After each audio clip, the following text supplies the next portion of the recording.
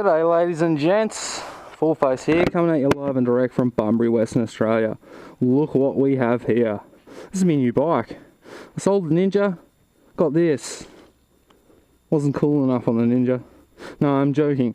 This is a bike I'm test riding for a customer.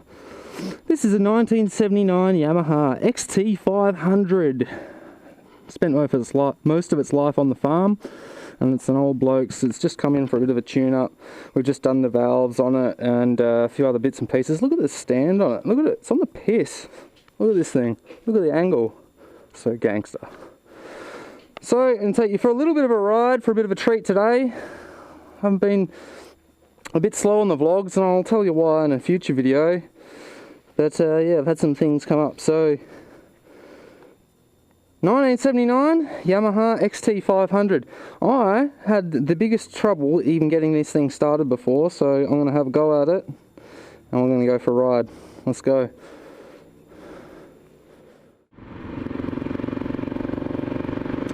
So ladies and gents, this is it, the 79 model XT500. Old boy special, this one. Funny story, remember how I said it's going to be an effort trying to start it? I had to call the mechanic out. Not the mechanic, my mechanic. And by my mechanic, I mean the one that works for me. And not for me, I mean by our company. So it's an old bike. It definitely feels like a, you know, farm-esque. Something you might see in the rural part of town. But it's surprisingly comfortable. And the bottom end torque is really quite good. If I could start it on a regular basis, I wouldn't hate riding one of these. This is pretty cool. This seat, this old school pillow top seat style thing, I don't know if you can see it there, just feels like I'm sitting on a couch. But everything else is just, well, it's super loose, as being the bike it is. It says on the odometer, it's done 280 kilometers. I reckon it's been round the clock once by the feel of this thing, but you know, I mean, it's your typical farm bike. Everything's loose, front end's loose, feels like slop. Look at that front, it looks like, what's that shit, cuttlefish you find at the beach? That's what that front fender looks like. So yeah, I mean,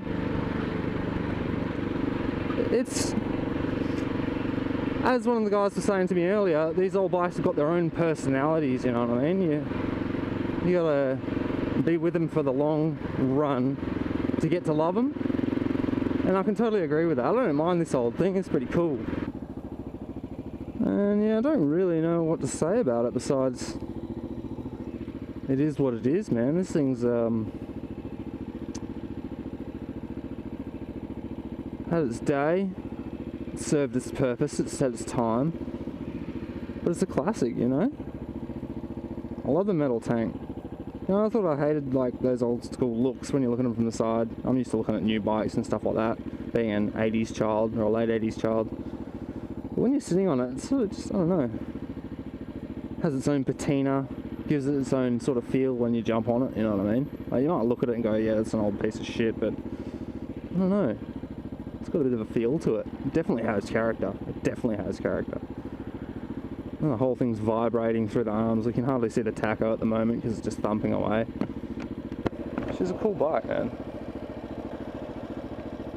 I'm so embarrassed. I'm gonna get back to the workshop and everyone's gonna laugh at me. You get that though, eh? That clutch needs to be adjusted.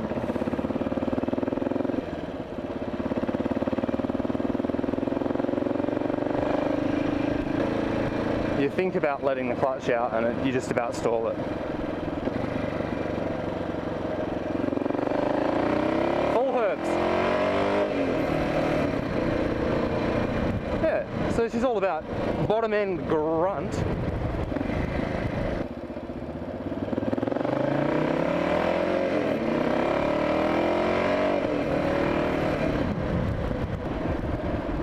I'm going to do a sneaky doo-doo here. And that is it. That is my little look and a little ride on an XT500, a 1979 model.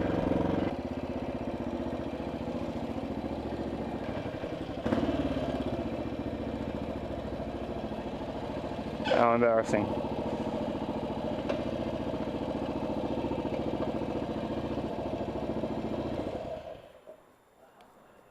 Oh.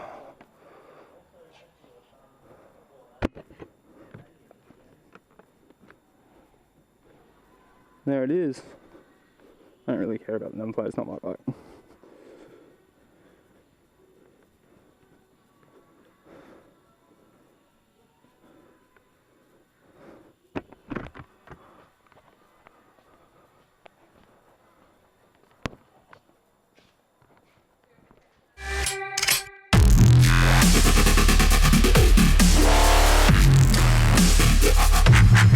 Yeah.